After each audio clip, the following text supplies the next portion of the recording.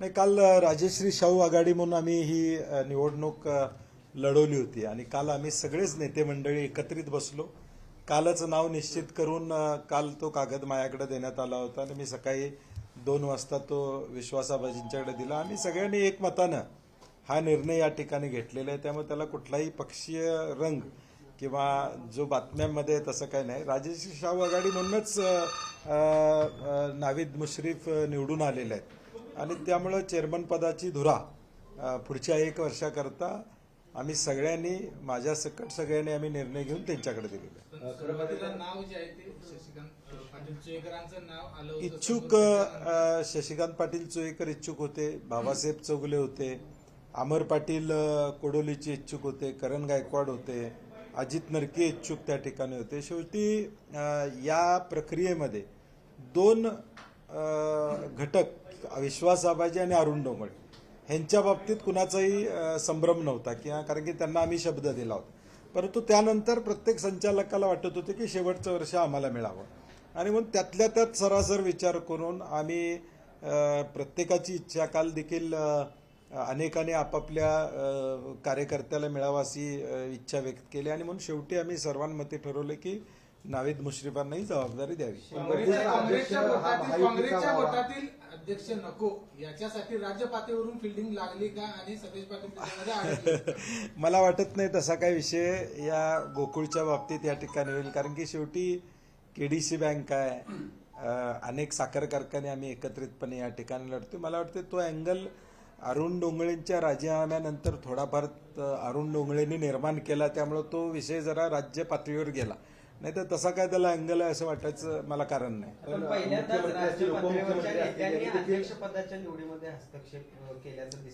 कालच्या बैठकीत कुठेही राज्य पातळीवरच्या नेत्यांचा उल्लेख हा मुश्रीफ साहेबांच्याकडून, विनय कोरेंच्याकडून, पालकमंत्र्यांच्याकडून किंवा चंद्रदीप नरकेंच्याकडून झाला नाही. मी त्यांना तसं विचारलं, तसा कुठलाही विषय त्यांच्याकडून झालेला नाही आहे हे त्यांनी मला सांगितलेलं. आता ते मी सत्य समजून पुढे जातोय.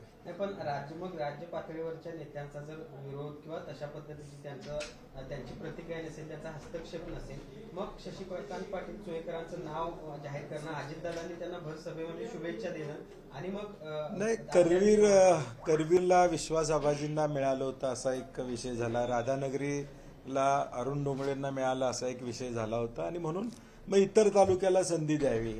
मग मी म्हटलं तसं अमर पाटील इच्छुक होते, शाहूवाडीतनं इच्छुक होते, परत पन्हाळ्यातून अजित नरके इच्छुक होते आणि मग यातून आम्ही सगळ्यांनी काल एक जो 1-1.5 तास आमची बैठक चालली तेवढ्यासाठीच की एकमत करणं आणि म्हणून एकमतानं आम्ही या नावावर शिक्कामोर्तब केलं. कुठल्या एका विषयाला घेऊन सगळे सगळ्याच विषयाला घेऊन, कारण की शेवटी राजश्री शाहू आघाडी म्हणून या गोकुळच्या संघर्षात मी गेले 15 वर्ष हा संघर्ष या ठिकाणी करतोय. मागच्या 10 वर्षापूर्वी विनय कोरे साहेब असतील, मी असो, पॅनेल आम्ही केलं होतं. आमच्या 2 सीटा चंद्रकांत बोंद्रे आणि संजय बाबा म्हणजे अमरीशजी निवडून आले होते.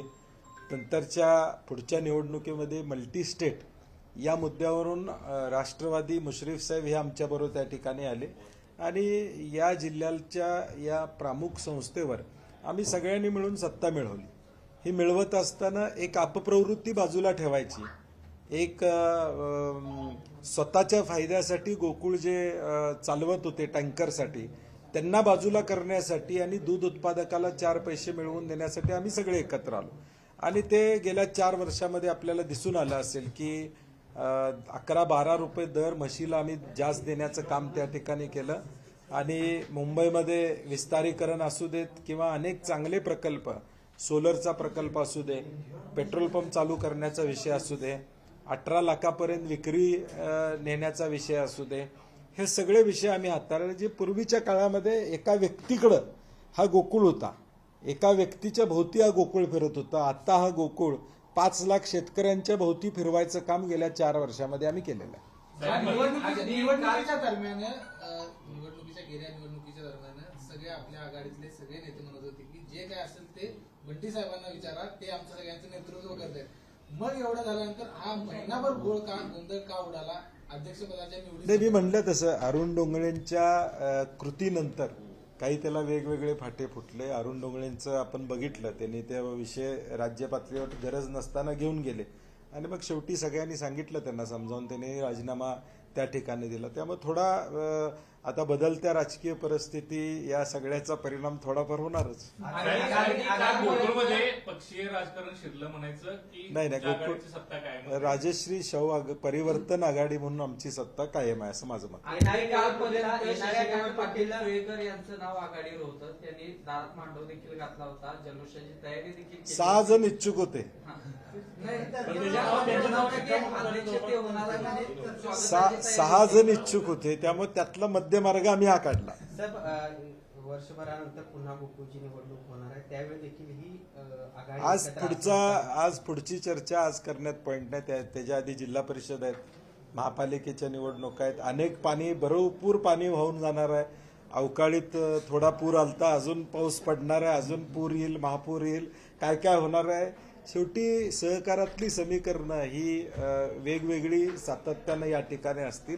माझा प्रयत्न असेल की ते आहे तसं ठेवण्याचा, एक प्रमुख नेता म्हणून माझा प्रयत्न असेल की आहेच आघाडी राहावी, माझा प्रयत्न असणार आहे.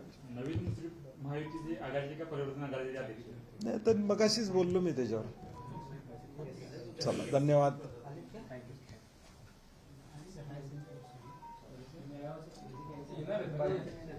इंडिया आघाडीचं खाली नाही इथं नाही. ते सगळे बसल्यावर तुम्ही नंतर झाल्यावर घ्या ना. शाहू महाराज येणार आहेत, बाकीचे सगळे येणार आहेत. आमची ती मीटिंग होऊ दे ना. Yes, thank you.